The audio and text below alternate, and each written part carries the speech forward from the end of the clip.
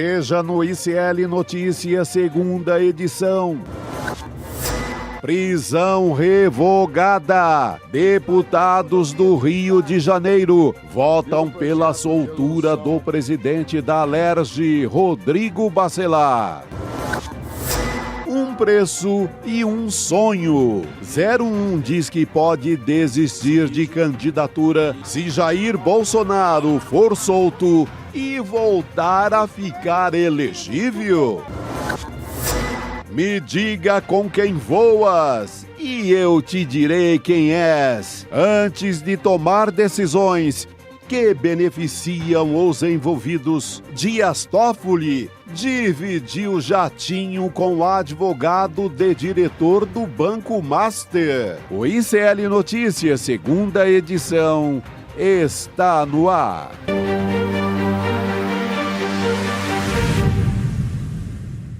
Olá, boa tarde, sejam bem-vindos e bem-vindas ao ICL Notícias, segunda edição. Hoje é dia 8 de dezembro, feriado em 13 das 27 capitais brasileiras. Hoje é dia de Nossa Senhora da Conceição e o seu Recife está de folga hoje. É a maior festa do Recife, lá no Morro de Casa Amarela. Romaria é festa grande. Muito bom. Nossa Senhora da Conceição. É, feriado em... Minha mãe e minha rainha, como é dito por lá. Minha mãe e minha rainha. E era o nome da minha avó. Nossa avó também, muito. Maria da Conceição. Pois é, dia de folga, né? No Recife, em várias cidades do Nordeste, também no norte do país, enfim. Mas as notícias não param e Rodrigo hoje não tomou nenhum cafezinho. Não tomei cafezinho porque a Assembleia Legislativa do Rio, essa não tá de folga, né? De feriado, né? Essa tá trabalhando bastante. E lá não tem cafezinho pequeno, não. Lá é tudo de forma gigante e escandalosa. A pizza gigante saiu lá do plenário da Deus Alerj. do céu. Pois é, e não adianta dizer que perdeu a senha do celular, não, porque dá para abrir mesmo assim. Não, eu lembrei até de uma velha pichação no Rio, nos muros do Rio. Quem for mais velho aí na minha categoria vai lembrar que tinha uma pichação misteriosa nos anos 70 e 80 no Rio, que era Selecanto provoca maremoto. Ninguém sabia o que era tirado do Nacional Kid, daquela série. Hoje foi dia de Selecanto provoca maremoto na Assembleia do Rio. Maremoto. Gente, é isso, né? Porque o Bacelar vai sair da cadeia, minha gente. A Assembleia Legislativa do Rio de Janeiro aprovou agora há pouco, né, para revogar a prisão do deputado e presidente da Alerj, o Rodrigo Bacelar, do União Brasil. Foram 42 votos a favor e 21 contra. No fim da manhã, por 4 votos a 3, a Comissão de Constituição e Justiça já tinha aprovado a soltura. Rodrigo Bacelar está preso, né, desde a semana passada, suspeito de vazar dados de uma operação contra o deputado estadual conhecido como TH Joias, que teria ligação com o Comando Vermelho. O presidente da Alerj, segundo o relatório da PF, teria avisado o colega parlamentar sobre a prisão, com instruções, inclusive, para se livrar de evidências, como apagar dados do celular. O mais curioso é que não deu tempo dele apagar os dados do próprio celular, né? Não, assim, porque ele ele foi avisou, pego. mas não apagou o dele, porque Sabe que ele foi pego de surpresa, né, Roberto, Chico? Porque a Polícia Federal chamou o Bacelar para uma reunião na sede da PF lá no Rio. E ele achou que estava indo para uma reunião e ele estava indo para a prisão.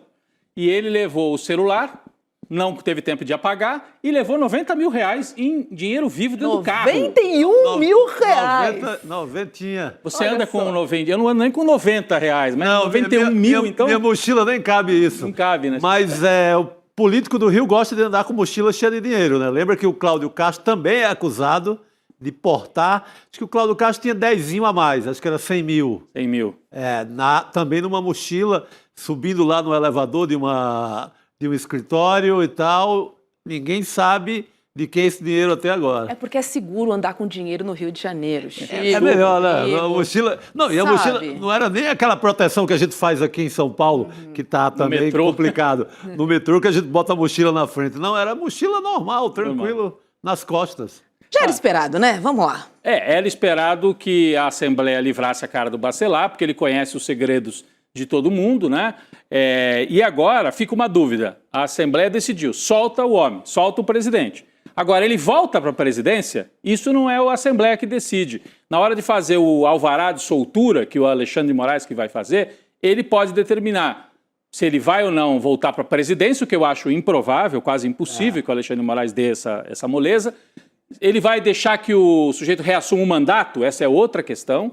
E pode determinar que ele use tornozeleira eletrônica. Será que ele vai poder ficar lá no plenário, mesmo que não fique na presidência, de tornozeleira eletrônica? Só é bom avisar para ele não usar solda, para tentar soltar a tornozeleira. Mas o Alexandre de Moraes é que vai tomar essas decisões do que acontece daqui para frente com o Bacelar, né, Chico? Voltar à presidência já é demais, hein? E eu acho que tem uma coisa aí que eu acho que vai decidir esse jogo inteiro daqui a pouco, que será o celular, os segredos do celular.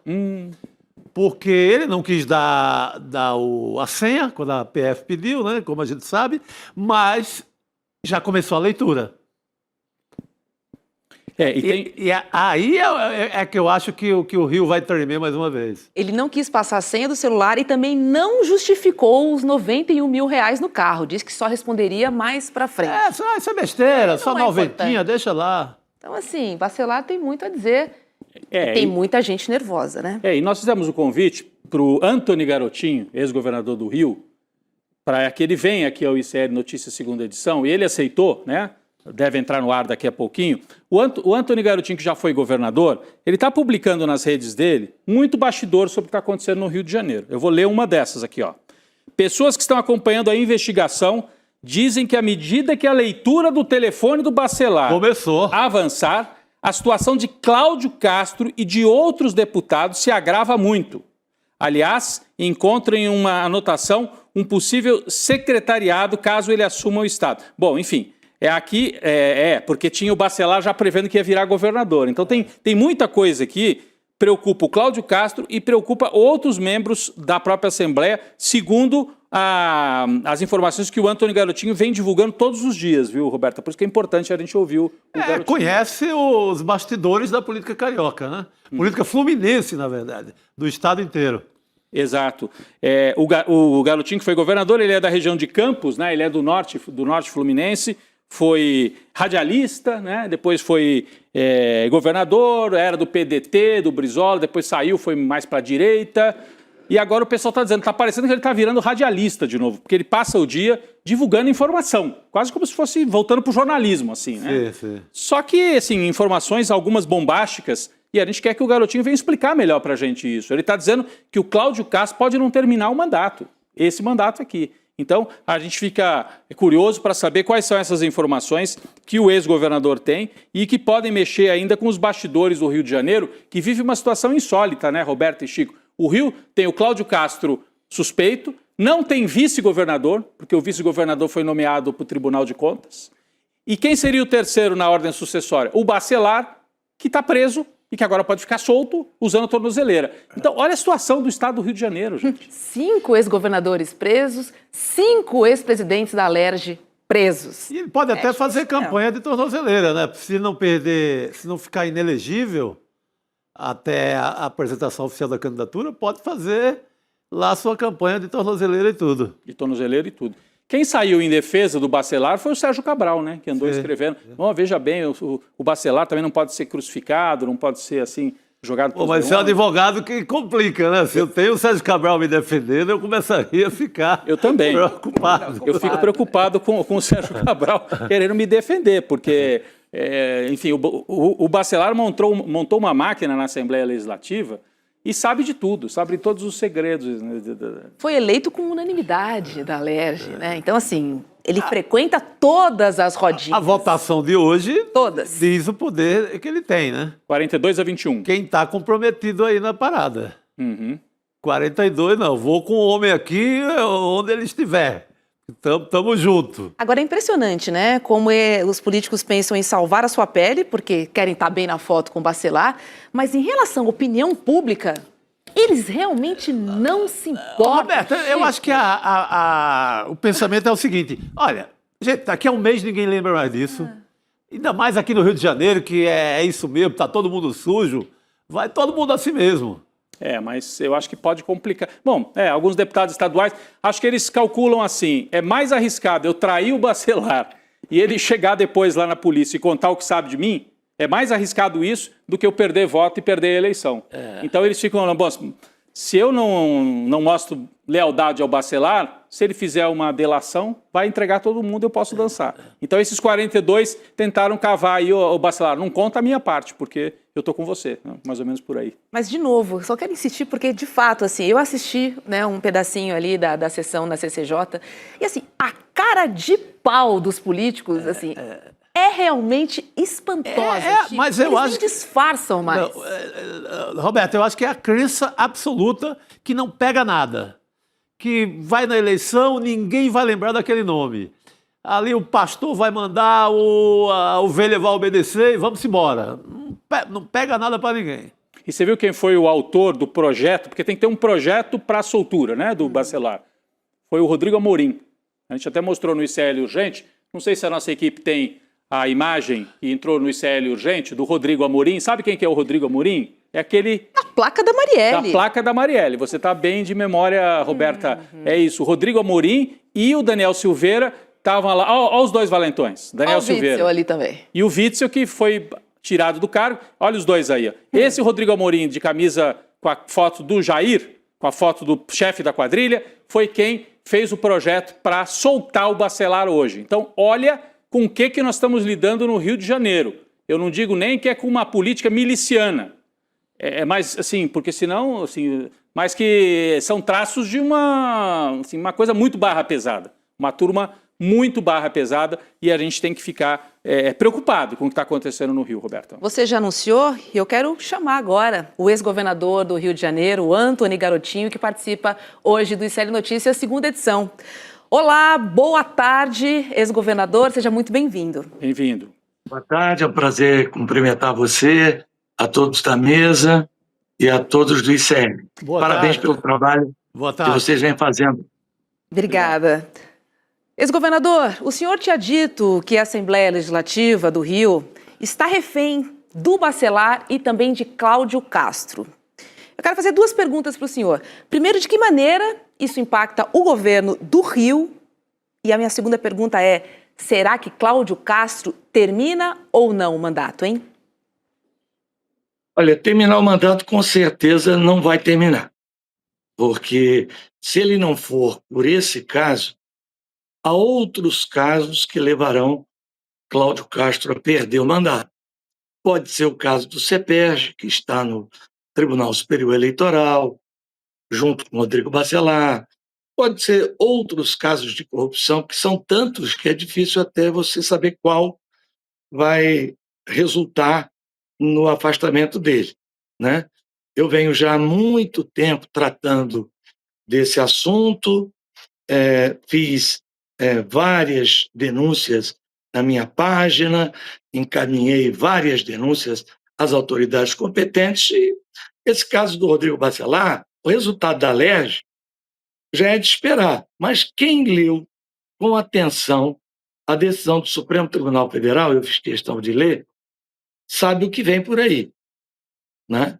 Eu acho que o Rodrigo Bacelar vai ser preso novamente em outra operação, da qual o ministro Alexandre de Moraes pediu informações, a Operação Oricalco, e será junto com mais 5, coincidência, 5 deputados que votaram com ele, né? E acompanharam a votação do relator, que é sabidamente uma pessoa que tem um posicionamento bastante controverso, para dizer o mínimo. Para dizer o mínimo. Governador, o senhor fez uma postagem, eu estava lendo aqui atentamente nos últimos dias as suas postagens, uma delas o senhor diz assim, a prisão de Cláudio Castro não está descartada, mas a princípio será primeiro afastado do caso. A decretação da prisão virá posteriormente. O senhor escreveu isso, né? E o senhor diz mais, acho inevitável, ao ler a decisão de Alexandre de Moraes, a decretação de prisão de pelo menos mais 5 deputados no âmbito desta operação que o senhor acaba de citar. O senhor pode citar quem são esses 5 deputados e por que o Cláudio Castro deve ser afastado e depois preso, no entendimento do senhor? Olha, deixa eu dizer uma coisa. Eu já fui hoje alvo de vários discursos na Assembleia dizendo que eu estou tendo informação privilegiada, né? Eu não tenho informação privilegiada. Eu sou jornalista investigativo, eu trabalho há 44 anos em rádio. Sim. E depois fui para jornal, né? Então, meu trabalho sempre foi esse. Até no rádio eu comecei cobrindo o setor policial, né? Então, eu conheço bem como a coisa funciona. Toda a investigação do Sérgio Cabral, com contas no exterior, com compra da casa em Mangaratiba, os apartamentos do Leblon, as joias, tudo foi feito por mim e entregue à Procuradoria-Geral da República naquela época. Neste caso agora, eu tenho acompanhado também. A situação é bem semelhante. Só não é maior em volume, porque naquela época o Rio estava recebendo muito dinheiro em função da Olimpíada, em função da Copa do Mundo, em função das obras do PAC, que o dinheiro era repassado para o Estado e para a Prefeitura do Rio. Mas, assim, de uma maneira generalizada hoje, a corrupção é enorme, é absurda. O Cláudio Castro chegou ao governo de uma maneira inesperada. Era um vereador que se elegeu pelas pontas, com muito pouco conhecimento, maturidade para fazer uma articulação para se sustentar. Então, ele terceirizou o governo, entregou essa terceirização para a Alerj ao deputado Rodrigo Bacelar. E o deputado Rodrigo Bacelar fez um loteamento das secretarias, onde ele recebe diretamente grande parte dos recursos e, em outras áreas, ele divide com deputados. Tem duas áreas ali que ele tem exclusividade para ele, mas é uma roubalheira só. Você pode escolher qualquer área. Não tem. Então, assim, eu não quero antecipar, embora eu saiba, né, pelo meu trabalho, ninguém da polícia me passou. Estão achando que eu estou... porque da outra vez eu fiz a denúncia ao Ministério Público Federal, que eu estou tendo informação privilegiada da Polícia Federal. Não estou tendo informação nenhuma. É só ler. Leu tudo que está escrito aí ao longo de 2 anos. Vai lendo. Eu denunciei o Laranja, advogado Rodrigo, comprou 2 coberturas em Botafogo para ele. Eu denunciei o outro Laranja, que montou um frigorífico em Campos com ele. Eu denunciei o esquema do ouro, que envolve tanto o Cláudio quanto o Rodrigo. Então, assim, é só acompanhar. É porque, infelizmente, né, nem todo mundo tem paciência de ficar lendo todo dia. Né? Sim, eu sou uma pessoa estudiosa, eu leio, acompanho, procuro me informar. E um detalhe, eu trabalho com 3 pessoas. Uma eu deixo só lendo Diário Oficial. Muito bom. Que é uma coisa muito trabalhosa, mas muito proveitosa para quem sabe ler e interpretar. Chico. As grandes pautas da política é de leitores, quem pega são os bons leitores de Diário Oficial. E o governador, como jornalista, sabe disso. Mas o senhor tem tocado no outro ponto, que é a questão, o segredo do aparelho celular do Bacelar. O que é que a gente pode esperar daí? O que é que viria o que é que teríamos de mais escandaloso na sua leitura, governador? Olha, ontem, né, eu conversei com uma pessoa que muito próxima do Bacelar, foi muito próxima, né, e teve um rompimento com ele.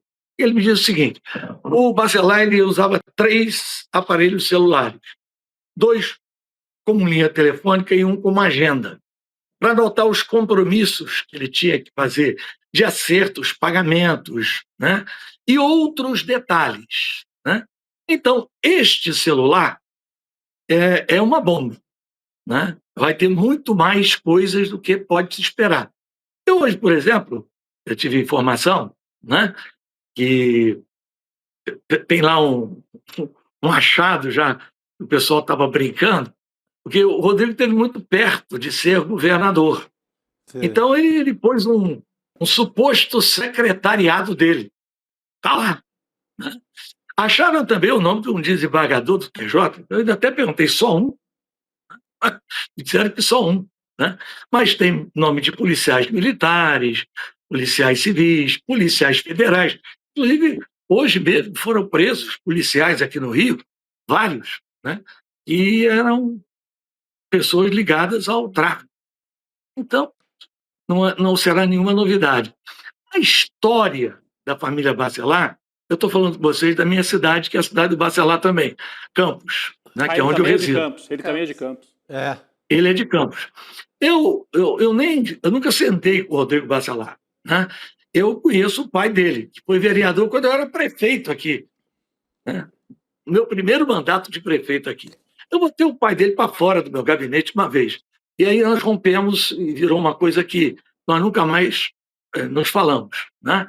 E ele eu nem conheço direito. Assim, eu conheço as ações e eu sei que não é genético, né? É caráter, né? Mas ali ele puxou bem a família. Coberta. Garotinho, eu queria... O celular dele é uma bomba. É a bomba. Pois é. Vamos Vamos aguardar. aguardar, exatamente. É. Já está aberto. Mas eu acho o seguinte, olha só, o que vai acontecer agora não tem a ver com o celular dele. Já estava programado, né? A prisão dele, repentina, decretada pelo ministro Alexandre de Moraes na DPF das favelas, né? Quando ele requisita informações, é outra coisa. Agora, com a leitura do celular, do que foi recolhido de material, a coisa se torna muito mais grave. É uma pessoa que está acompanhando lá, né? E está assistindo lá o desenrolar dos acontecimentos, que a situação do Cláudio Castro, cada página que vira se complica mais. O Cláudio Castro está em uma situação complicada.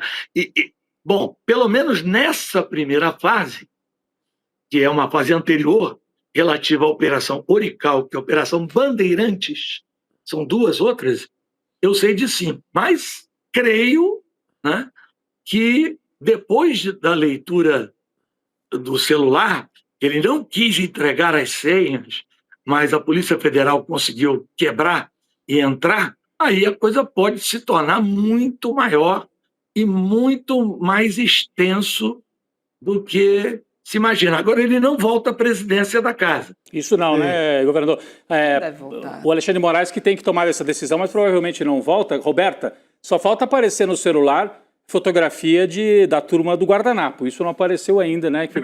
Né? Só falta aparecer a festa do guardanapo. Falando em guardanapo, tem uma perguntinha aqui. Até hoje me perguntam, e eu nunca falei, eu não vou falar, que é um segredo de jornalista, onde foi que eu consegui aqueles vídeos e aquelas fotos do guardanapo? Porque aquilo estava o Sérgio Cabral se filmando, estava no Blackberry dele, naquela época era Blackberry, ele jantando em Paris, e depois dançando lá no Stade de France, com um show de U2, e fazendo aquelas parras todas lá, e eu nunca disse. Já teve até um livro que saiu aí com uma versão, mas é totalmente equivocado. Roberta. Garotinho, falando em Sérgio Cabral, falando em guardanapo, o ex-governador saiu em defesa de Barcelar. Ele disse que ele endureceu a vida dos chefes de facção. O que explica essa postura do ex-governador Sérgio Cabral, hein? Olha, o Cabral tem nomeado da Assembleia o filho dele, Marco Antônio, no gabinete do Barcelar. Tem a mãe dele nomeada numa diretoria. Tem a primeira mulher dele nomeada em outra diretoria, a Suzana, né? Então, assim, ele está muito ligado ao Rodrigo Barcelar. Rodrigo Barcelar ocupou o cargo da FENORTE, que é uma instituição criada no âmbito da Universidade do Norte Fluminense, criada por Darcy Ribeiro. Ele, na época do Sérgio Cabral, ele foi diretor aqui da FENORTE. Então, eles sempre foram muito próximos um do outro. Aliás, eu estou terminando uma apuração, eu vou dizer aqui para vocês em primeira mão, né? Eu cheguei até a duvidar quando eu falei, pô, nesse nível fica difícil, mas você sabe, né? Você vai puxando uma coisa, vai puxando outra, e a coisa vai vendo. Eles estão acobertando um assassinato de um advogado pleno centro do Rio de Janeiro, por 2 funcionários da Assembleia Legislativa do Rio de Janeiro, escolhidos e nomeados pelo Marco Antônio Cabral. Esse advogado teria tido participação na prisão de um outro filho de Sérgio Cabral, chamado Eduardo Cabral, que é envolvido com a máfia do cigarro, de um contraventor chamado Adilcinho. Meu Deus. Né? Eu lembro desse caso. É o chefe. Eu lembro desse caso, o advogado que foi assassinado ficou ali, né, exposto no centro do Rio de Janeiro. Isso, foi uns 2 anos a poucos atrás. a poucos metros do Ministério Público, ele desceu, ele era terceirizado da Souza Cruz, que combatia a máfia do cigarro. E foi por denúncia dele que o Eduardo Cabral, filho do Cabral, né, conseguiu que 2 funcionários escolhidos e nomeados em cargo de confiança na Assembleia Legislativa, os executores já foram presos, são esses 2 funcionários, né? Mas o mandante parou. Não, a polícia não chegou no mandante. Acho que nós Porque estamos... os 2 funcionários da Assembleia não iam matar ele à toa, né? Pois. Claro. Ex-governador, eu quero chamar a Heloísa Vilela para participar dessa nossa conversa, porque ela tem uma pergunta para o senhor. É com você, Elô.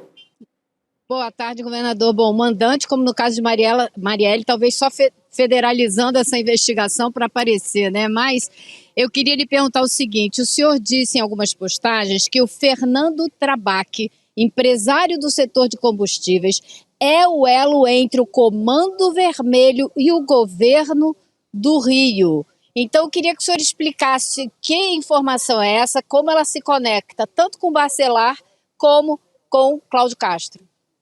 Muito bem. Fernando Trabac, ele exerce um papel para o Comando Vermelho parecido com o que Ricardo Magro exerce para o PCC, né? O Fernando Trabac, ele é dono de uma rede extensa de postos de combustíveis no Rio de Janeiro, e quando o Fernando Trabac esteve preso por uma denúncia que eu fiz sobre uma empresa fantasma, e houve uma operação do Ministério Público do Rio de Janeiro chamada Operação Caça Fantasma, o Fernando Trabac foi preso. O advogado dele foi Rodrigo Bacelar.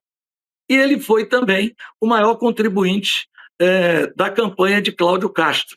Tem pessoas nomeadas em postos estratégicos do governo.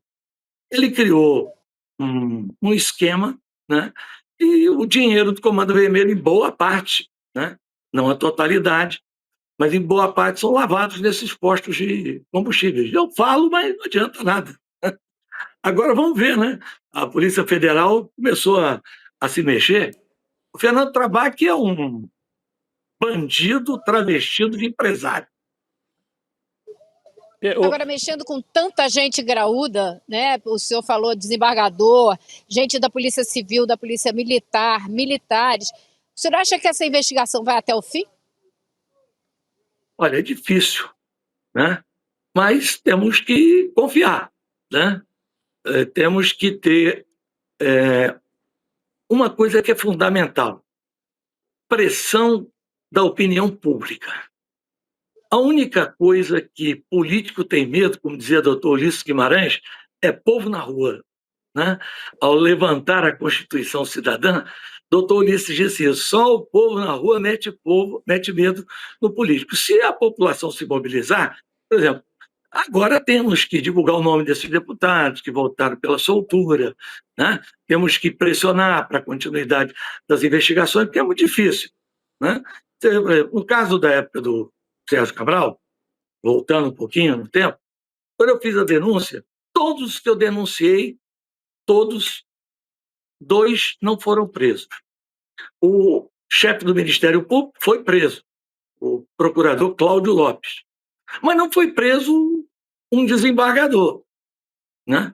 Poderoso no Rio de Janeiro, né? Não vou nem citar o nome dele, porque ele se vingou de mim, botando os juízes da cidade para me encher de processo. Mas o caso dele virou vergonhoso, porque não tinha jeito, abriram um PAD contra ele, processo administrativo disciplinar, no CNJ.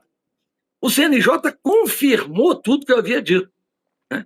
Só que no final, a ilustre ministra, eu tenho um grande respeito, que presidia o CNJ na época, fez um voto dizendo que o desembargador pode ter cometido um equívoco, que ele era formado em advocacia, não em engenharia. Ele era formado em direito. Então, aquele superfaturamento, aquele erro de 33 milhões, não era perceptível para ele, porque ele não... Bom, no final puniram os engenheiros do tribunal. Governador, a minha colega Roberta citou agora há pouco que 5 ex-governadores do Rio foram presos, né, recentemente. O senhor entre eles, né? O senhor teve mais de uma prisão. Eu queria, assim... Não, aliás, isso é uma das maiores injustiças que se fazem contra mim e contra a Rosinha. Mas, governador, eu queria só... Presos, nós nunca mas rapidamente, só para concluir, governador... nenhum assunto envolvendo o estado do Rio de Janeiro. Então, governador, mas... Qual a diferença, assim, até aproveitando para o senhor explicar, diferença entre o que a gente tem agora, o senhor fala o Cláudio Castro pode ser preso, no passado Sérgio Cabral, Pezão, o senhor e a ex-governadora Rosinha também foram presos. Qual a diferença desses casos? E eu aproveito para perguntar, o senhor vai ser candidato em 2026 e a qual cargo? Eu não sei se eu vou ser candidato, se eu estou pensando, e vamos pela diferença. Eles foram presos por crimes que cometeram no exercício do governo do Estado. Eu e Rosinha não tivemos nenhum tipo de condenação e prisão a respeito da nossa atuação à frente do governo do Estado. Foram casos ligados à Prefeitura de Campos, dessas prisões, 2 vezes a história de que foi usado cheque cidadão para compra de votos. Cheque cidadão é o precursor do Bolsa Família, que eu criei em 99, era uma ajuda no valor de quase um salário mínimo, à época que era dada às famílias em forma de um cheque para que elas pudessem fazer compra. Então disseram que depois desse tempo todo, no ano de 2016, eu teria usado isso aqui em Campos, que existia na prefeitura, em troca de voto. Eu não era candidato, Rosinha não era candidato, eu não era secretário de Assunto Social. Eu não tinha nenhum envolvimento. A acusação contra mim é que eu fui o mentor do crime. Uhum. E o juiz me condenou pelo domínio do fato. Queriam me prender porque tinham levado Cabral preso. Certo. Né? Então, só para você ter uma noção, a raiva contra mim era tão grande que me prenderam no ar. Uhum. Eu fazendo um programa, a Polícia Federal invadiu o estúdio da rádio, e me tirou do ar. Uhum. Foi um escândalo. Né? Mas, bom, eu tenho alguns inimigos aí, como a Globo e tal, que davam uma versão. Então, é completamente diferente. Não há nenhuma acusação. E mais, nunca teve nenhuma acusação de enriquecimento ilícito contra mim. Tá bem. Eu tenho hoje, depois de mais de 40 anos da vida pública, o mesmo bem que eu tinha quando entrei. A casa que eu estou falando com vocês de Campos dos Goytacazes. Perfeito, governador. Não enriqueci. Isso é a maior prova de honestidade que eu e minha esposa damos. Obrigado. Então é completamente diferente. Eu fico chateado sempre. Outro dia eu até liguei para uma repórter da Globo que estava me pedindo informação. Eu falei, então vocês param de falar bobagem aí. Vocês dizem assim, olha, 5 governadores. Então vocês digam que, na verdade, só 2 governadores foram responsáveis por esse caos do Rio de Janeiro. O senhor Sérgio Cabral e o senhor Luiz Fernando Pezão. Garotinho e Rosinha não foram presos por nenhuma acusação à frente do governo do Estado. E o 5º, Moreira Franco, ele foi preso junto com Michel Temer por um caso do governo federal. Sem dúvida. Também tem nada a ver com o governo do Estado do Rio de Janeiro. É muito fácil dar uma informação errada, porque isso é uma fake news.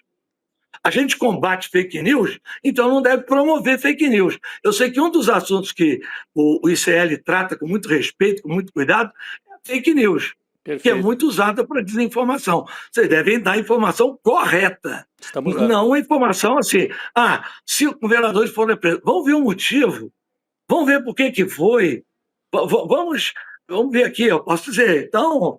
Né? Perfeito. Não, mas foi importante abrir esse espaço. Claro. Não, mas foi importante ele falar sobre isso. Foi bom esclarecer os motivos, porque normalmente não se fala. Agora, já o patrimônio do Bacelar, em 2018, declarado era de 85 mil. Em 2022, declarado 793 mil. Em 4 anos, aumentou mais de 9 vezes. Isso não é nada. Como o senhor diz, oficial, é troco, né? É só o oficial. Não, isso aí não é nada. Isso aí é o que ele declara. O que tem no nome do irmão dele, Nelson Bacelar, por exemplo, há poucos dias eu estive num pequeno município aqui do Noroeste Fluminense chamado Natividade. Ele comprou a fazenda lá. O cara me levou lá para conhecer a fazenda. Há poucos dias eu publiquei, você pode entrar na minha página, ele está construindo um clube particular. Eu contratei um dronezinho e botei para filmar campo de futebol, quadra de tênis, piscina, um clube, só o terreno que ele comprou para fazer o clube particular, custa 3,5 milhões. Então, é um escândalo, é uma roubalheira sem fim. Tá certo. Então, esse patrimônio aí do Rodrigo Bacelar, havia sido aberto contra ele uma investigação por enriquecimento ilícito. O Ministério Público, o procurador, fechou. Depois eu representei de novo. Aí o Conselho Superior do Ministério Público reabriu. Ele está sendo investigado pelo Conselho Superior por enriquecimento ilícito. Maravilha. E Roberto, se muito bom tiver ter o... que levar Não, eu ia dizer que é muito bom a gente ter aproveitado aqui o governador, a experiência e o conhecimento que ele tem do Rio de Janeiro e a experiência que ele também de jornalista. Ele volta aos tempos aí de radialista e de jornalista, trazendo tanta informação aqui para a gente também. Não é isso, Roberta? É isso. Deixa eu agradecer o ex-governador Antony Garotinho por ter participado conosco aqui do ICL Notícias, segunda edição. Muito obrigada, viu? Obrigado, governador. Olha, obrigado a vocês e dê parabéns aí ao Eduardo. Eu gosto muito do posicionamento dele em relação à economia, especialmente. Tem uma cabeça muito aberta. É uma pena que o governo ainda não tenha se atentado para ele, porque ele estaria muito melhor no Banco Central do que o atual presidente. Muito bem. Tá certo. Obrigada, Obrigado. viu? Até uma próxima. Um abraço. Boa noite, Boa governador. noite. Olha, vamos deixar claro que o espaço está aberto, né, para todos os Sim. citados, Sérgio Cabral, Rodrigo Bacelar, enfim, a gente O irmão deixa... do Bacelar Irmão do Bacelar. e todos citados como possíveis aproveitadores da chamada coisa pública. E, né? e tutti quanti, né? Tutti Como se diz, quanti. tutti quanti. Né? A audiência fica meio... O certo, Vai, o por certo favor. é que tem muita coisa para investigar no Rio de Janeiro, né? Meu Aqui Deus. no Rio não falta assunto para investigar. Olha a Elô. A Elô tá no Lago do Machado, é isso, Elô? A Elô tá ali perto do Eu Catete, tô na por ali. Praça São Salvador, Tá para ser nos mais Laranjeiras. específico. Tá Laranjeira. no Esse reduto. é o lugar no- do carnaval. Um reduto bem melhor. A audiência fica um pouco dividida na hora que vem uma figura como o ex-governador Garotinho, acha polêmico e tal. Mas olha, o governador Garotinho conhece a política do Rio de Janeiro. É uma oportunidade para revelar a podridão de quem viveu, né, o Palácio, quem conhece, quem está enfronhado lá em toda a sujeira da política do Rio de Janeiro. Lembrando que o nosso canal de comunicação Isso está que aberto para os demais citados. Exatamente. Importante É também. indiscutível, né, Chico? Ele, além disso, ele é um histórico adversário político da família Bacelar e não é à toa que ele conhece tão bem, porque, sendo inimigo político, investigou, bem investigado, usando suas técnicas jornalísticas. Então, acho que sempre traz muita informação para a gente. É isso. Elô, já Exato. volto com você. Deixa eu só dar um recado, porque o núcleo de pós-graduação aqui do ICL está a todo vapor, minha gente. Vem aí a turma de 2026 do curso Repensando o Brasil, Sociedade, História e Política. A primeira turma dessa pós foi um dos maiores sucessos aqui do ICL, com 5.000 alunos e muitos pedidos para a gente abrir novas vagas. E aí você pede, o ICL obedece. E em 2026, essa pós, então, vai voltar ainda mais forte e com uma grande novidade, tá? Além de uma grade nova, quem está chegando é o professor João Castro Rocha, que vai se juntar a Gessé Souza, Renato Giannini, Muniz Sodré e muitos outros intelectuais brasileiros. Então anota aí, no dia 14 de dezembro, você vai conhecer o que muda nessa nova edição e você também vai garantir condições exclusivas e especiais para entrar na pós mais transformadora do Brasil. Participe do lançamento da turma de 2026 e descubra todas as novidades e também garanta condições especiais. Mas para isso, você sabe, você precisa garantir a sua vaga. Corre lá em icln2.com.br, icln2.com.br. As pós do ICL Que estão maravilha. bombando e Olha, dando tem o que um falar. professor aí que eu gosto muito, eu gosto de todos, mas eu ia citar o Muniz Sodré como representante de um rio maravilhoso, incrível, pensador, um rio que ajuda o Brasil, né? Um belo Rio de Janeiro, representado na nossa pós pelo Muniz Sodré. Boa. Que belo professor. Estará na segunda etapa dessa pós. Essa né? pós. E João César Castro Rocha também. Não, João César da casa. Olha só. Nosso pensador aqui está no trabalho quase diário. O Muniz Sodré, porque eu tá queria fazer uma chegando, né? homenagem especial aqui. Um beijo. Olha só, vamos nessa. Vamos conversar agora com a Elô, porque a gente segue falando de Flávio Bolsonaro, que convocou caciques do Centrão para uma reunião hoje à noite na sua casa em Brasília. Deve ser naquela mansão lá, tá? A ideia é quebrar resistências do grupo à pré-candidatura do 01 à presidência da República. Bom, essa novela é curta, gente, mas tem pelo menos 2 episódios importantes. Primeiro, o senador anunciou que tinha sido o escolhido do pai, do Jair Bolsonaro, para concorrer à presidência. E depois, no sábado, no dia seguinte, ele afirmou que a pré-candidatura dele tinha um preço. A votação da anistia aos envolvidos nos ataques de 8 de janeiro. Vamos ver o que ele disse. Aí a gente já passa para a Elô. Abre aspas. Tem uma possibilidade de eu ir até o fim. Eu tenho um preço para isso. Eu vou negociar. Eu tenho um preço para ir até o fim. Heloísa Vilela. Você lembrou agora comigo, não sei se vocês assistiram, mas tinha um programa do Silvio Santos que se chamava Quanto Vale o Show. Vocês lembram disso? Quanto vale o show? É o nome dessa novela, não é não, Elô? Nossa, que loucura, né? O cara já supostamente entra na corrida anunciando que tem preço para ficar ou, na verdade, para sair. Porque eu acho que o preço que ele está cobrando é para não ficar, é para sair e não atrapalhar a coordenação da direita. Porque se ele entrar, divide, muita gente não quer. O Kassab já está se coordenando com o Ratinho Júnior, né? Vai provocar uma divisão enorme se ele realmente decidir sair candidato. Então ele jogou o nome na roda para dizer, olha, vocês querem que eu evite essa candidatura? Então tem que... Acho que perdemos a Elô. Opa. Oh, que Sim, pena. perdemos a Elô. Voltou. Voltou, Elô. Não estou aqui, perder não nada. Boa.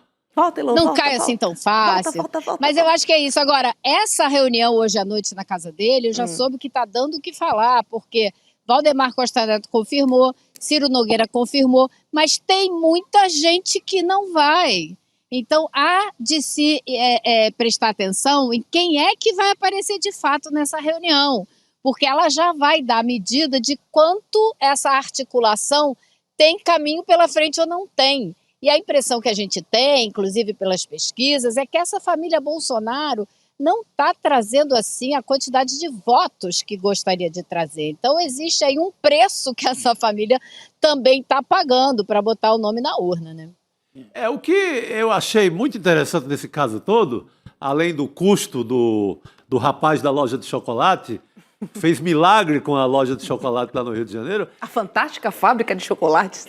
Mas, Roberto, o que eu acho interessante, viu, Rodrigo, Elô, é que é o Bolsonaro que escolhe, mas a turma não quis saber do mesmo jeito. Ou seja, não é mais aquela coisa sagrada de aceitar e com qualquer um, porque não, só é a única forma de ter os votos do Bolsonaro, então vamos aceitar. Não estão mais aceitando assim de forma muito ovelhinha o que o Bolsonaro diz. O cristal parece que quebrou, né? Quebrou, rachou. Não, rachou, para usar a linguagem apropriada do Flávio. Deu uma rachada aí na direita. Chico, a própria pesquisa da Datafolha do fim de semana mostra isso, né? O Flávio Bolsonaro tem 15 pontos de desvantagem em relação ao Lula. Se sai um nome da direita tradicional, consegue competir um pouco mais com o Lula. Então, o Flávio ou a Michelle, a família Bolsonaro, tem um eleitorado forte no primeiro turno, mas no segundo turno tem muita dificuldade de somar, porque é isso, eles têm a extrema-direita, mas tem um voto ali de centro-direita e tal, que não quer ir mais com a família Bolsonaro. O Datafolha também trouxe, Elô, um outro dado, além desse cenário eleitoral, perguntam quem é o grande líder da direita no Brasil. Só 35% citam o Jair Bolsonaro, que é assim, talvez seja o bolsonarismo mais raiz mesmo. É bastante, um terço, mas ele tem muita rejeição e tem dificuldade para agregar outros campos. Vamos ver, né, se o Kassab, por exemplo, não for a essa reunião hoje à noite, se o Republicanos vai para a reunião, Republicanos que é o partido do Tarcísio, partido do Marcos Pereira, aquele da Igreja Universal. O Marcos Pereira não vai, Rodrigo. Não vai. Marcos Pereira não vai. Mais E uma Ciro baixa representativa. Ciro Nogueira vai. Ciro vai. Ciro Nogueira vai. Então, são os que estão sem saída, porque o Marcos Pereira tem algum trânsito ainda com o governo federal, pode conversar com o Lula. Opa! Isso. E o Lula vai tentar pescar nessa confusão toda setores do Centrão para tentar ampliar a frente que ele fez em 22, fazer uma frente um pouquinho maior com pedaços do centro que não estão animados para se arriscar numa candidatura do Flávio Bolsonaro, né? O fato é que a elite econômica já deu seu recado na sexta-feira, né, Elô? mandou. A Bolsa Meu Deus. despencou. Mandou Ou seja, via ficou Bolsa, claro né? que a Faria Lima já tem um candidato ali, né? Tarcísio de Freitas. Isso a gente sabe há muito tempo, né? Agora eu também não daria essa importância toda ao movimento da Bolsa de Valores, porque a gente sabe o que aconteceu, por exemplo, com o presidente Lula quando ele ganhou a eleição a primeira vez, né? Antes dele ganhar a eleição, já foi um Deus nos acuda no mercado financeiro. Então, esse pessoal não decide eleição exatamente. Agora, que a família Bolsonaro perdeu muito prestígio, perdeu aquele domínio que parecia ter sobre a extrema-direita e sobre a direita, isso está patente. E a disputa entre esses atores da direita é cada dia mais nítida. Então, eles têm um núcleozinho, como disse o Rodrigo, que é um núcleo duro ali da extrema-direita, mas isso não elege presidente da República mais. Sim. 30%, 35% não elege presidente da República. Então, eu acho que a gente está vendo o que a gente aqui imaginou e comentou muitas vezes, que a prisão do Bolsonaro ia mudar essa realidade política. Ele não tem a força mais que ele tinha, ele não pode articular como articulava, ele está fora do jogo e carta fora do baralho, ninguém quer guardar, né? E olha, o anúncio da candidatura do Flávio pegou inclusive os aliados de surpresa, tá? E aí a falta de apoio foi tão grande que o nome do Flávio apareceu num post do seu irmão, do Carlos Bolsonaro, dando um apoio aí a essa candidatura. Vamos dar uma olhadinha nesse post para ver o que ele disse. Abre aspas. Os isentões e os limpinhos, aqueles que diziam lutar pela união da direita, hoje já não querem mais união alguma. Por quê? Porque muitos se revelaram aquilo que sempre foram, putinhas do sistema. Então, mais uma vez, sendo desmascarados. E ainda haverá mais revelações. O tempo mostra quem está do lado da verdade e quem apenas apresentava um papel conveniente, Heloísa Vilela. Carluxo em ação. Olha, Carluxo saiu em defesa de Flávio. Família, só família se claro, defende, né? Só a família. Eu achei interessante, Roberta, ler os comentários, porque tinham vários comentários muito ruins para ele. Por exemplo, a direita não é Bolsonaro, a família não é dona. E a outra que eu achei engraçadíssima é, se não for putinha de vocês, é putinha do sistema? Então, assim, os comentários foram incríveis, porque essa gente não está com essa bola toda, a não ser alguns bolsões do país, como Santa Catarina, né? Eu acho que eles aguardavam, por exemplo, uma manifestação mínima do próprio Tarcísio de Freitas. Eu vi isso aí do Carluxo, muito interessado também ao Tarcísio. É o Tarcísio. Tá muito assim, você entre todas as aspas, putinha da Faria Lima, putinha do mercado financeiro. Eu vi muito interessado ao Palácio dos Bandeirantes, que fica em silêncio total. Eu sou filho do Bolsonaro. Lanço minha candidatura. O principal aliado, o cara mais forte politicamente hoje no Brasil, da direita, não dá um ai, nenhuma coisinha protocolar assim, estamos juntos, Flavinho, sei lá. É o silêncio eloquente, né? Fala muito esse silêncio É o silêncio que fala demais. do Tarcísio. Pois é. Vamos para o judiciário Eu continuo agora? achando que Tarcísio não sai para presidente. Também viu? achamos. Minha Também aposta não, toda. tá na sombra lá. Cada dia Não. que passa Tá na menos. sombra, tá na sombra do Bandeirantes, vai tentar se reeleger aqui, todo dia ele bota 1000 pedágios, agora o pedágio tá chegando na cidade, o pedágio tá aqui na Dutra, já na parte que é entrando em São Paulo. São Paulo. Ele vai encher de pedágio esse negócio aqui, vai ficar uma beleza e vai se reeleger. É isso. Você acha que o Tarcísio vem? Não, desde o Só começo pra ver do como é que ano tá eu esse jogo digo que aqui. o Tarcísio não será o candidato. Ele teve um período em que ele colocou as manguinhas de fora, que foi quando a popularidade do Lula caiu, ali entre maio, junho, julho, que daí ele viu, bom, Exato. com essa popularidade em queda eu posso ir. mas ele no começo do ano, que a Faria Lima empurrava e ele estava seguro aqui na cadeira, falou, peraí, é que ele não vai dizer não, né? Um monte de empresário dizendo para ele ser, ele fica... Ele vai jogar com esses Ele vai caras jogar, Todo dia vem a Folha, Estadão... Todo mundo. Levantando aquela bola, venha o governador... E ele... Aí o cara não pode dizer não, ele vai ficar... Desculpa, acho que você estava falando. Não, ele vai ficar ali se achando o bonzão, mas vai ser candidato à reeleição. E ele errou demais. Isso que eu ia falar. Aquele bonezinho do MAGA, ele ficar do lado do Trump. Depois o episódio da Coca-Cola, do metanol, que apavorou as pessoas em São Paulo. Ele se queimou, ele mostrou falta de estatura como liderança nacional, não soube se posicionar, agiu mal naquele 7 de setembro, tinha maneiras dele se mostrar fiel ao Bolsonaro sem confrontar daquele jeito o STF. Eu acho que ele abriu ali dúvidas em relação à candidatura dele e hoje eu diria que ele não é o candidato mesmo, não é mais. Ratinho tem muito mais chance de ser do que ele, candidato da direita tradicional. Eu fecho com até vocês. o Estadão deu muita pancada nele nessa época, né? Ele levou muita pancada, inclusive dos editoriais do Estadão. Então, não ficou muito bom para ele, não. É isso aí. Queria falar agora de um outro poder, do judiciário, gente. O ministro Dias Toffoli, o relator do caso do Banco Master no STF, ele viajou para assistir a final da Libertadores entre Flamengo e Palmeiras em Lima, no Peru, no mesmo voo particular que um advogado que defende um dos diretores da instituição liquidada pelo Banco Central no STF. É isso, gente.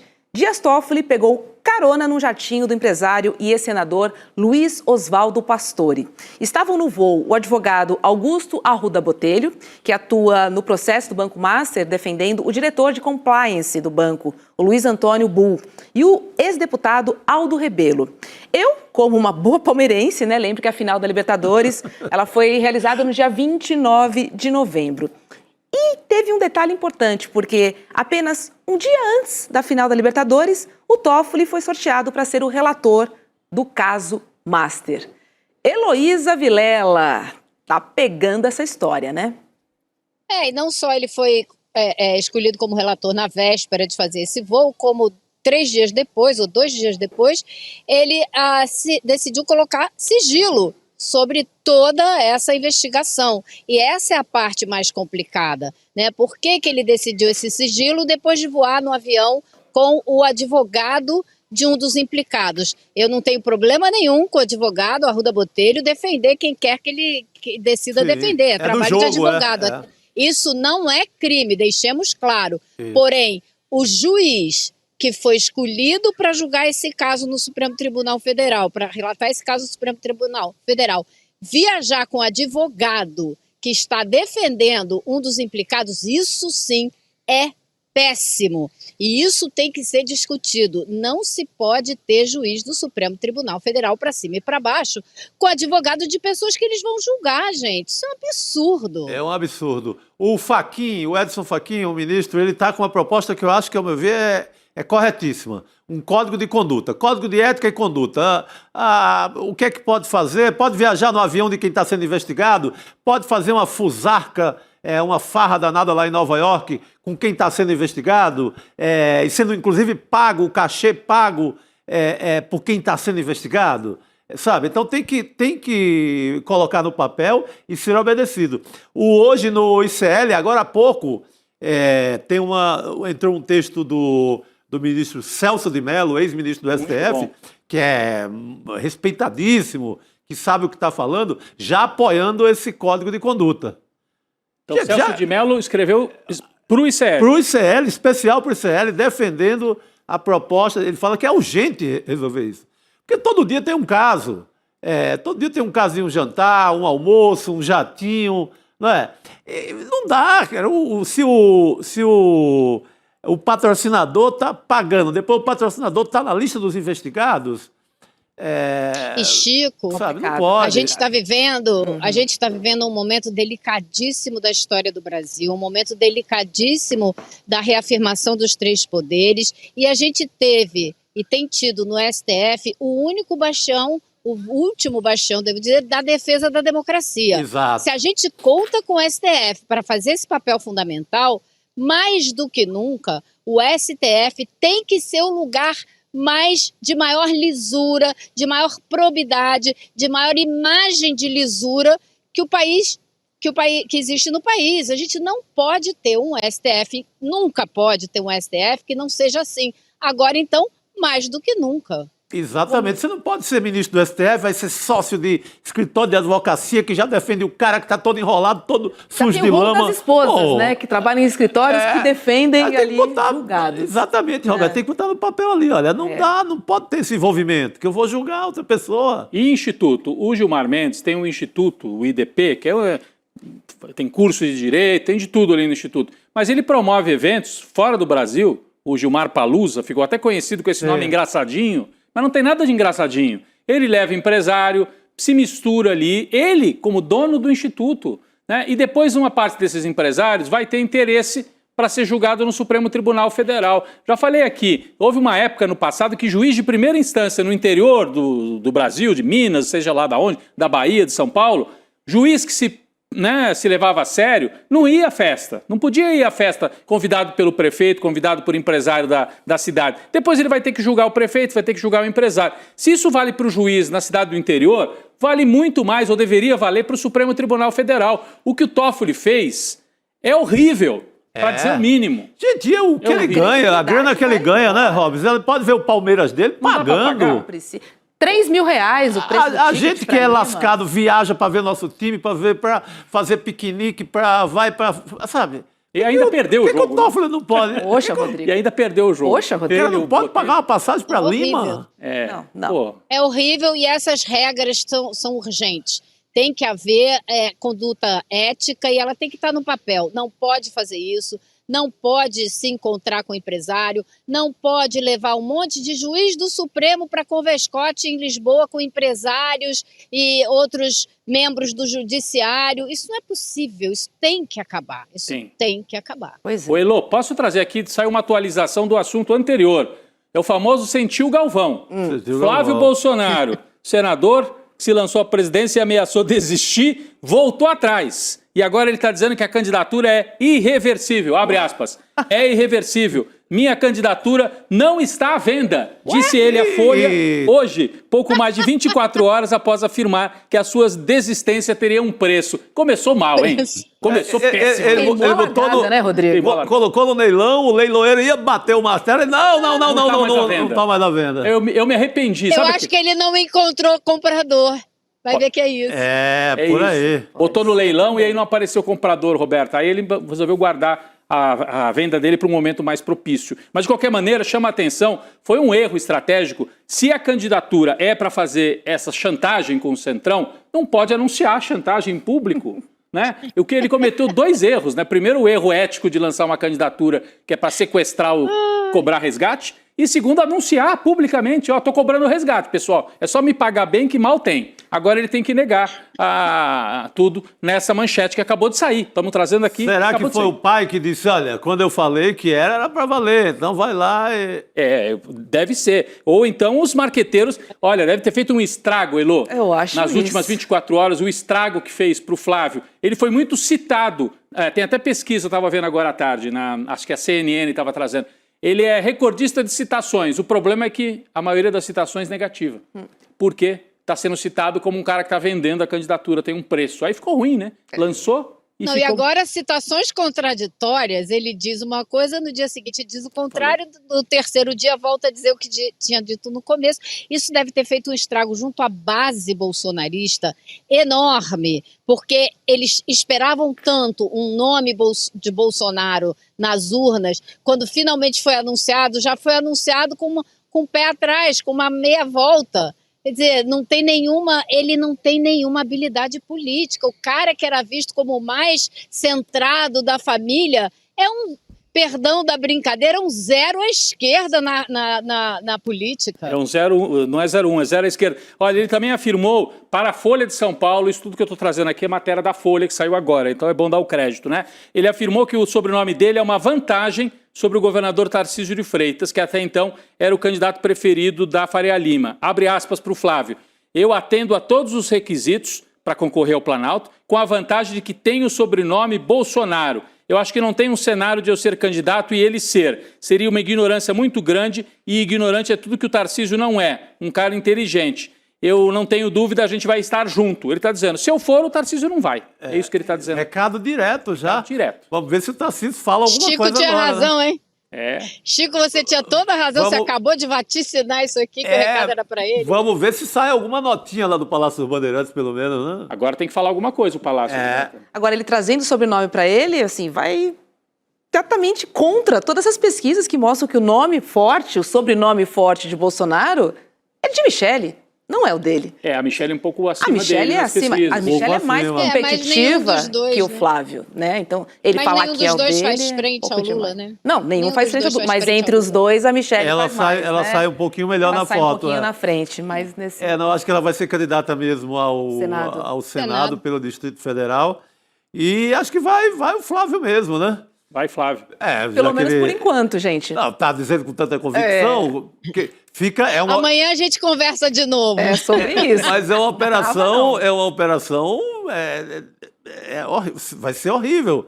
Depois vem o Tarcísio, não sei o quê, e pedir pro cara retirar, não vai pegar bem. Não, ficou feio demais, Por isso que o Tarcísio está quieto, Chico. O que eu faço agora? Melhor ficar quieto e se organizar para Claro. sair a governador. Isso aí. É isso aí.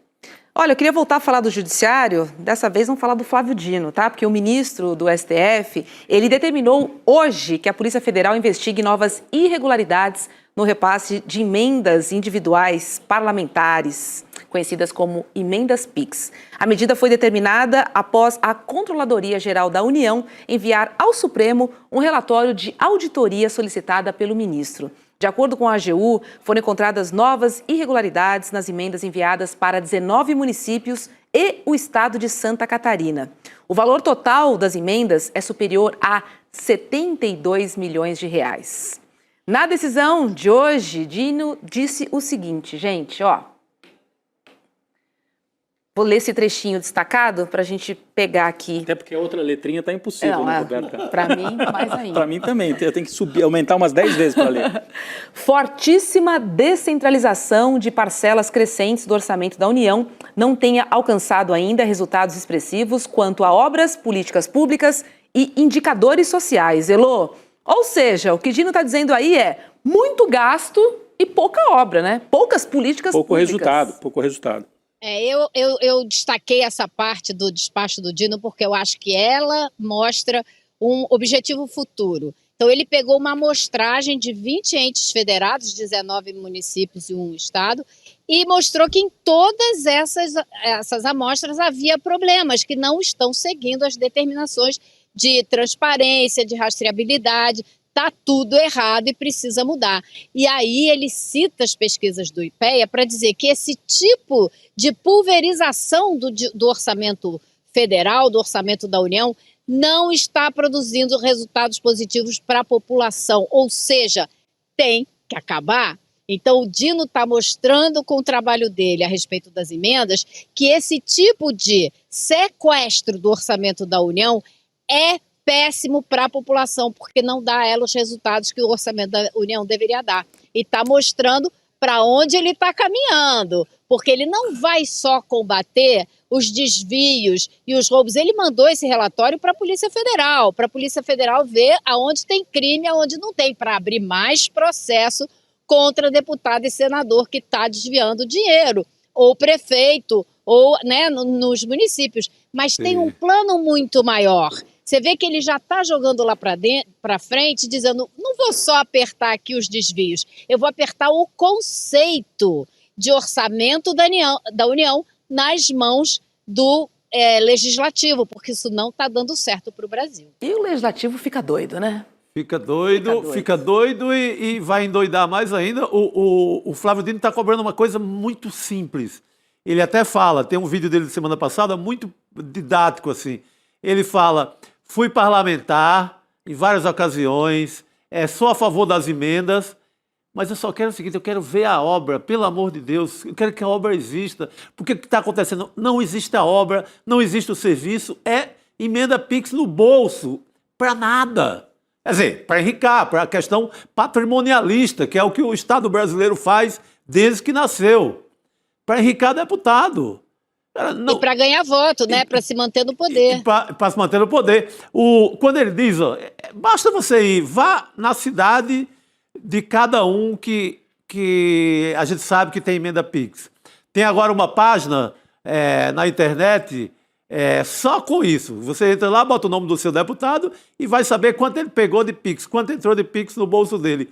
E o Flávio Dino só quer pegar este senhor deputado ou esta senhora deputada, pega ali 11 milhões, sei lá, a Zanata, que é um caso, acho que é 11 milhões mesmo, algo do gênero. Vai lá com ela, ou um técnico de fiscalização, cadê a obra? E se não tem a obra, fica complicado. Vamos na Paraíba, vamos lá no Hugo Mota, vamos lá em Patos. Como é que está a situação? Essa emenda tá aqui, foi recebida. Cadê a obra? Cadê o serviço? Se não tem nada, gente, no mínimo cadeia, né? Uhum. Tem que ser.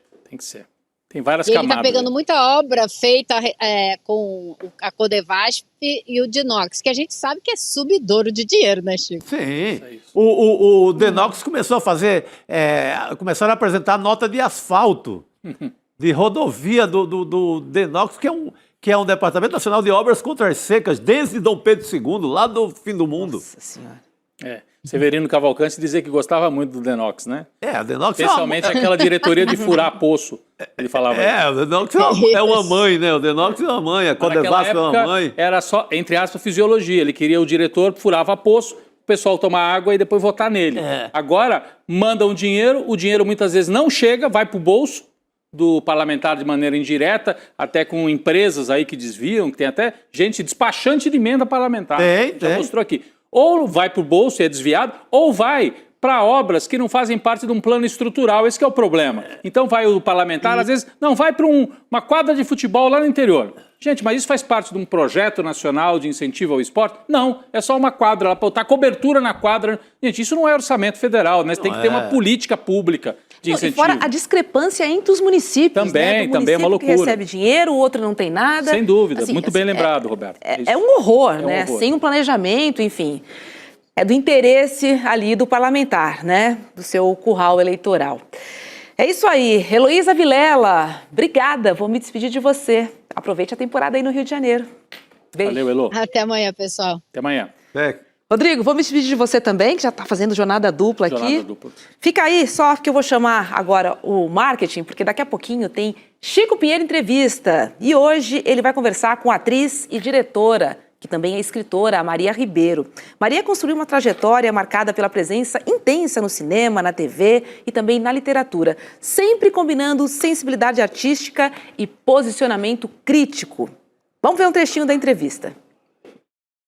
Eu de fato, me afastei de pessoas por questões políticas. Todo mundo se afastou. E eu fico pensando, poxa, me dá dó. Assim, eu estava arrumando umas fotos, porque eu vou lançar uma série, mês que vem, uma série de áudio, que é sobre o tempo e sobre a minha vida e tal. E aí fiquei organizando um monte de foto e achei algumas fotos de pessoas com quem eu não tô mais próxima, assim. E falei, gente, mas como é que eu vou fazer? Eu não posso rasgar. Eu não quero mais conviver, porque, de fato, alguém que tem uma... E quando alguém fala assim, para mim tanto faz, Lula ou Bolsonaro, eu fico muito impressionada, porque não tem como dizer que uma coisa... É uma coisa problemática, né? Qualquer partido é problemático, as pessoas são contraditórias e complexas e erram. Mas uma coisa é democracia, outra coisa é barbárie absoluta. É como defender o Hitler, não dá. Eu sou muito fã. Quem não perdeu amigos com essa história de Bolsonaro, hein? Amigo, familiar, aquele enfim. tempo que não dava nem para ir para almoçar na casa do cunhado, porque dava confusão e tal, né? Natal em silêncio, assuntos proibidos em Exatamente. casa. Período do Natal não dava para você ir na casa de tal pessoa, mesmo que era amigo antes. Então deu aquela confusão toda. É disso que a Maria trata. Tem uns trechos dessa entrevista aí que estão bombando já nas redes sociais. Antes de ir ao ar, imagina depois de hoje. Muito bom. Porque ela fala mesmo, né? Eu citei agora, Roberto, a página para acompanhar o deputado da sua região. A página De Olho em Você, deolhoemvocê.com.br. Você vai, digita ali, emendas Pix, fulano de tal aqui do Cariri, do Ceará. Pá! E já diz ali quanto o cara levou. Boa, Chico. Aí você pega esse deputado e dá uma cutucadazinha no ombro dele e diz, deputado, cadê? Tô vendo aqui na página, de olho em você, que... Recebemos uma bolada. que E chegou aí? aqui esse 1,5 milhão, 2 milhões, blá, blá. Cadê, deputado? Qual é a sua proposta? Qual é o seu projeto? Exatamente. O seu deputado lá do Rio Grande do Sul, do interior, que chega ali dizendo que não tem dinheiro e tal. Dá uma olhada nessa página e cobra dele. É preciso cobrar, né? Além de votar corretamente, e para votar você tem que pesquisar o histórico deste candidato. Tá aí uma boa forma de pesquisar, eu tava vendo, mas quanto viu? aquele Nicolas Ferreira levou, assim, milhões lá. Será que o povo de Minas Gerais está vendo onde está sendo posto esse dinheiro? Porque na hora de falar aquele moralismo todo, o PT, o PT, o PT... Disco riscado. Disco riscado, cadê? E a grana que está chegando no seu bolso? Vamos ficar de olho. Vamos receber agora nosso querido colega Jamil Chad? Por Jamil já está favor. por aí? Boa noite. Boa noite a todos. Bom estar aqui com vocês. Boa noite, querida. Jamil, o assunto que você quer conversar com a gente hoje é de uma briga, né, entre o bilionário Elon Musk contra a União Europeia. Isso porque o X, que é propriedade do Musk, recebeu uma multa de 120 milhões de euros por violação de normas digitais. Aí o Musk, na conta dele no X, postou o seguinte, bota aí na tela, por favor. A União Europeia deveria ser abolida e a soberania devolvida a cada país, para que os governos possam representar melhor seus povos.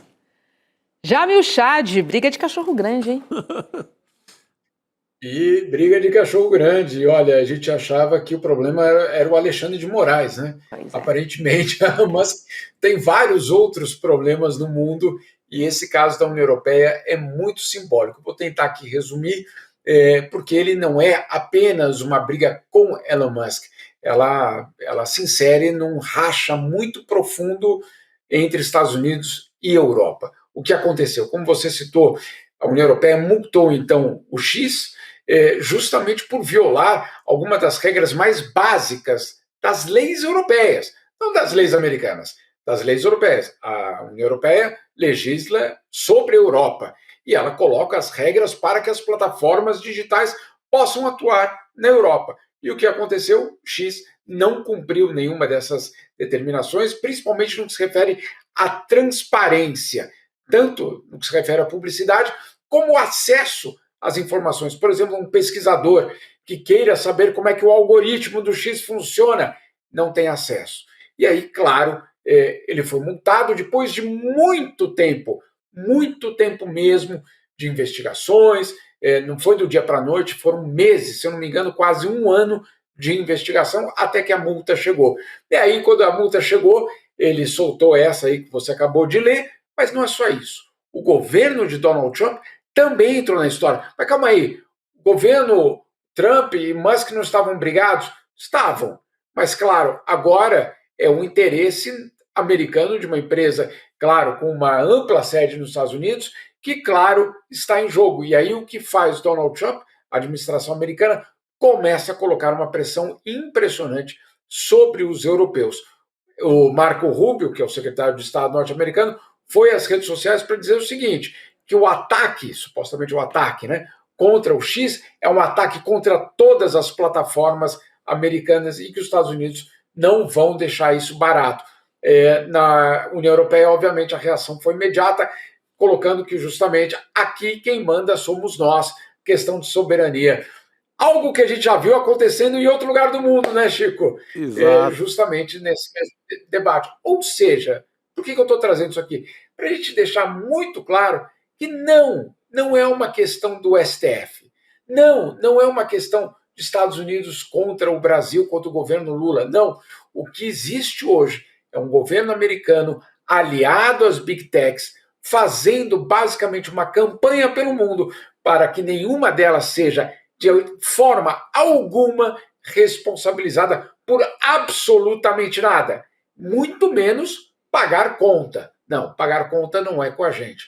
Então, só para deixar muito claro, e por isso que eu estou trazendo esse tema, esse não é um tema bilateral Brasil e Estados Unidos. Esse é um tema dos Estados Unidos com o mundo inteirinho. Claro, com o governo Trump querendo a liberdade plena para suas plataformas, para, claro, a gente já sabe, poder promover a desinformação, o ódio, etc. A gente sabe qual é o caminho disso, né, Chico? Perfeito. Sabemos bem, né? Não, a mesma. Quem ficou indignado com a peleja aqui no mundo do Xandão.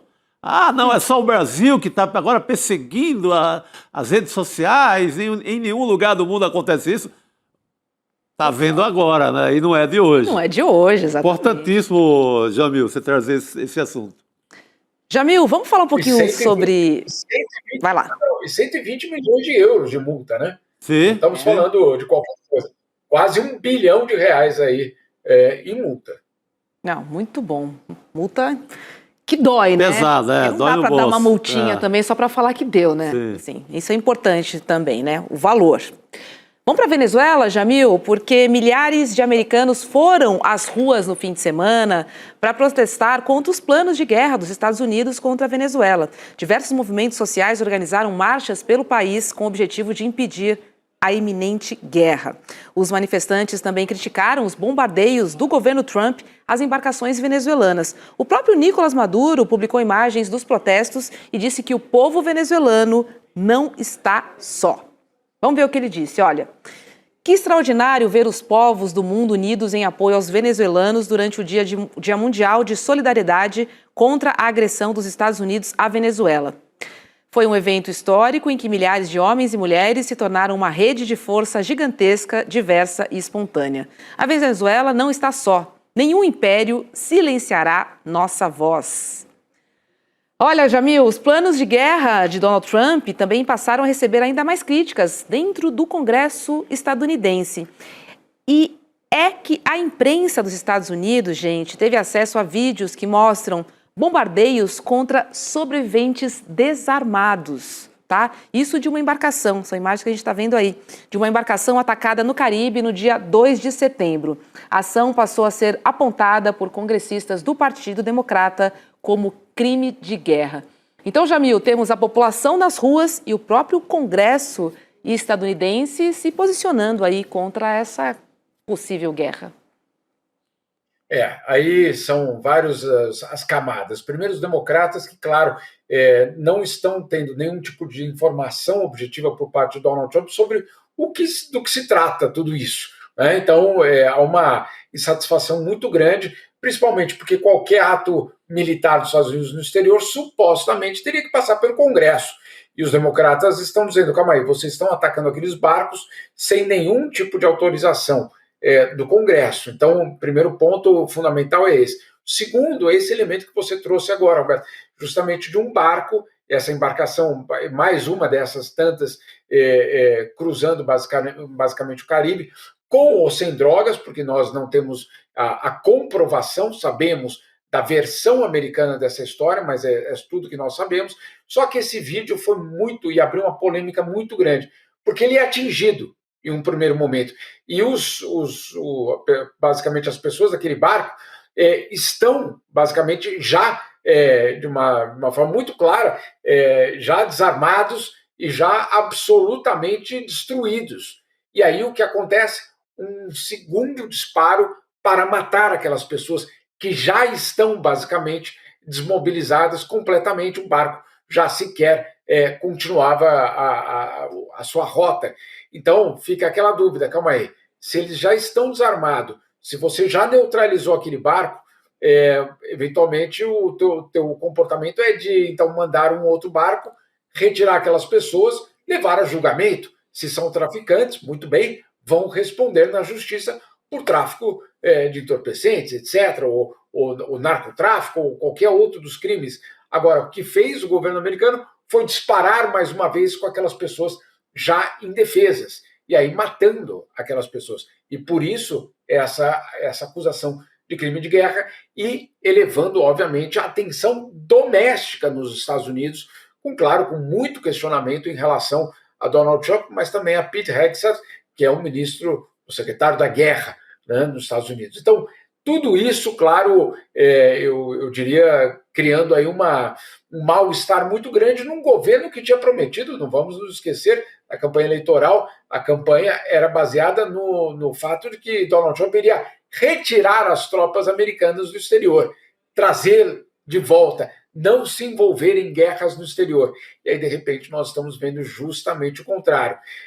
Pena que não avisaram nada disso para o presidente da FIFA, né, Chico? Que deu o prêmio da paz para Donald Trump, talvez um dos dias mais vergonhosos da história da FIFA. E olha que de vergonha a FIFA tem pós-doutorado. Mas aquele dia, sem dúvida nenhuma, foi um dos piores que eu já vi.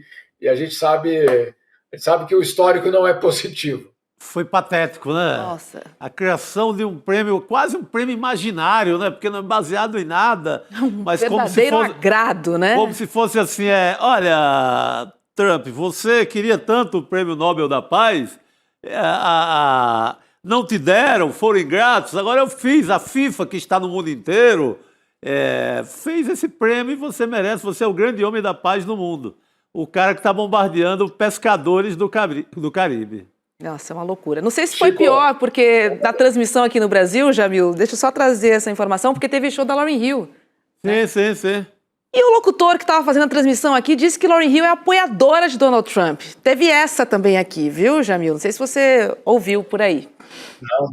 Não estava sabendo, mas é impressionante. Sim. Olha, tem duas piadas rolando por aqui que eu achei muito reveladoras. Uma, na verdade, não é nem uma piada, é um repórter que falou que era o equivalente que aconteceu naquele dia, era o equivalente daquela história da criança de 5 anos, fala, pai, mãe, eu quero um celular. Claro, você não vai dar um celular para uma criança de 5 anos, mas o que fazem os pais? Compram uma caixinha de madeira, pintam a caixinha de madeira de celular e dá para o garoto e diz, toma, meu filho, leva aqui o celular novinho. E a criança sai toda feliz com o celular no ouvido, eu tenho um celular. Então, essa era uma das piadas. A outra é que, eu não sei se você está sabendo, Chico, no fim de semana que vem, o comitê do Nobel vai decidir quem é o próximo campeão do mundo. Tá, melhor acordo, né? Se a FIFA decide quem é o vencedor do prêmio da Paz, agora vai ser o Comitê do Nobel que vai decidir quem é o campeão do mundo. Pronto, perfeito. Escolhe e vamos embora. Meu Deus do Então, céu. já está fechado. Deixa eu trazer uma notícia maravilhosa para o nosso cinema brasileiro, gente. O filme O Agente Secreto, do diretor Kleber Mendonça Filho, recebeu 3 indicações ao Globo de Ouro. O filme é a primeira produção brasileira a concorrer na categoria Melhor Filme de Drama. Wagner Moura também é o primeiro brasileiro a concorrer na categoria de Melhor Ator. O Agente Secreto ainda está entre os indicados para Melhor Filme de Língua Não Inglesa. Largamos bem. Você começou falando do Recife, que é feriado lá, e vamos terminar o programa com o Recife para o mundo aí. Exatamente. Que bacana, hein, essa indicação para o Globo de Ouro. As indicações, na verdade. Extraordinário. Extraordinário, porque, claro, a gente vem de uma sequência impressionante de prêmios internacionais para os filmes brasileiros, obviamente com algumas das grandes estrelas nossas, mas que o mundo começa a descobrir e começa a reverenciar não só esse filme, o da Petra Costa, o Apocalipse nos Trópicos, acabou de ganhar também 2 prêmios importantes no International Documentary Awards, que também é a prévia do Oscar para documentários, e agora, obviamente, Wagner Moura aí com esse filmaço Agente Secreto, chegando nessa posição. Se você me permite, Roberta, tem 2 crônicas, basicamente, que foram publicadas recentemente no exterior, que são muito reveladoras do que o mundo está vendo desse filme. Você me permite ler? São trechos curtinhos. Vamos lá, Ramiro. Por favor. Vamos lá. Olha só, o Los Angeles Times disse o seguinte: nossos horrores contemporâneos inevitavelmente se tornarão notícia velha. O agente secreto sugere que não deixemos essas vozes do passado se calarem. Elas ainda têm muita coisa a nos dizer. Ou seja, o LA Times, que é um jornal absolutamente fundamental, inclusive no contexto do Oscar, ele basicamente coloca o agente secreto nesse contexto histórico, não apenas da América Latina ou do Brasil, mas o que ele está dizendo justamente sobre o que o passado autoritário pode nos ensinar. Uma avaliação bastante, eu diria, certeira do LA Times. E o NPR, que é basicamente o sistema público de rádio, sites, televisão, basicamente nos Estados Unidos, O NPR disse o seguinte: talvez não haja melhor atuação no cinema este ano do que aquela em que Marcelo, que é o personagem do Wagner Moura, conhece seus colegas na casa da residência de Dona Sebastiana. O olhar divertido e melancólico de Moura, de Wagner Moura, observa cada um deles de uma forma preciosa e generosa que nos faz perceber a grandeza de sua alma. De certa forma, o filme de Mendonça, Kleber Mendonça, funciona como os de Spielberg. Olha só, o filme de Mendonça funciona como os de Spielberg. Ficamos nos perguntando com crescente apreensão se e quando Marcelo será pego.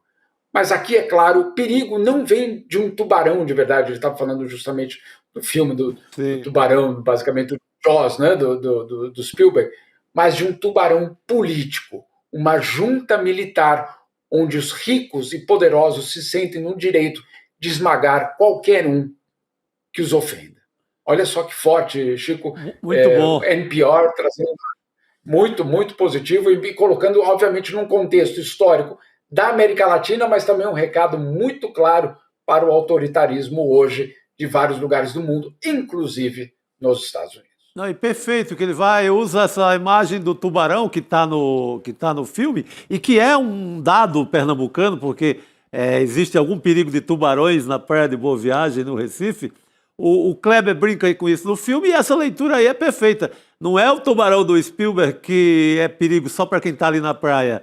É o tubarão da política que está à espreita, normalmente numa versão fascista, para pegar. Está sempre ali, por isso que muito cuidado. Pois é, eu digo uma coisa, estão deixando a gente sonhar novamente. Opa! Só digo isso. Nós temos direito, né? Temos. Como chamavam antigamente, o terceiro mundo também pode sonhar. É isso. Boa. Jamil, querido, obrigada, viu? E a gente se encontra aqui no ICL. Um beijo para você. Com certeza. Boa noite para todos vocês aí. Boa noite, querido. Deixa eu ler uma notícia que saiu aqui no nosso site, o iclnoticias.com.br. Ela diz o seguinte, olha, União Brasil expulsa Celso Sabino do partido após ministro ficar no governo Lula. Deixa eu ler um trechinho aqui, ó. O ministro do Turismo, Celso Sabino, foi expulso do União Brasil hoje, tá? A gente já ouviu, já sabia eles que ia prometido, né? E mas expulsaram aconteceu mesmo. hoje, após descumprir a ordem do partido para que os filiados deixassem o governo do PT. O desembarque da sigla foi decidido em setembro deste ano e mirou principalmente Sabino, já que preservou os indicados do partido que não têm mandato, como dirigentes de estatais e outros ministros. A expulsão ocorre após uma sequência de ameaças de saída do paraense da sigla, que chegou a entregar uma carta de demissão ao presidente da República, mas depois mudou de ideia e ficou no cargo. Disse pro Lula, eu fico, né? E ficou. Isso aí bancou e ficou, mas não foi só ele que ficou, não. Eles estão com essa conversinha que saiu todo mundo do União Brasil. Não saiu, não. Tem gente dentro de banco, tem gente dentro da Codevasf. Tá cheio ainda. Ali na moita, ali como não quer nada para ver se mantém o cargo. Pois é. Bom, o fato é que oficializaram, então, a saída de Sabino nesta segunda-feira. E notícias vêm, né? Do Executivo, do Judiciário, do Legislativo. Não para, não. Olha, este mês de dezembro, para finaleira, não tem mais aquele dezembro meio ali caído de notícia, não, Roberta. Vai ser assim até o Natal. Meu Deus, será? Vai. 25? Você acha que tem notícia no dia 25? Pelo amor de Deus. Nossa Senhora, meu Deus. É peru com escândalo político. Nossa Senhora. Vai ser por aí. Quero não, é indigesto. Obrigada pela sua companhia, você que esteve conosco aqui no N2. Na sequência tem Chico Pinheiro, entrevista a Maria Ribeiro. Entrevista bacana, então é tempo de tomar uma água, mas não desgruda aí, tá? E acompanhar a Maria, vamos lá. Beijo para todo mundo. Obrigada, comunidade. A gente se encontra amanhã no Em Detalhes e depois no N2. Um beijo para você. Tchau. O Brasil vive um momento decisivo e entender o que está em jogo exige mais do que manchete. As decisões que moldam o país vêm de uma longa trajetória de desigualdade e concentração de poder. Para compreender o presente e agir com consciência, é preciso olhar para a história e as estruturas que formaram nossa sociedade. Pensando nisso, nasceu o curso de pós-graduação do ICL da FESC SP, Repensando o Brasil, Sociedade, Política e História. Um programa reconhecido pelo MEC, voltado a quem quer pensar o Brasil com profundidade e rigor intelectual. Vai acontecer o lançamento da nova turma da Pós no dia 14 de dezembro, às 8 horas da noite. Entender o país é o primeiro passo para construir o futuro com consciência.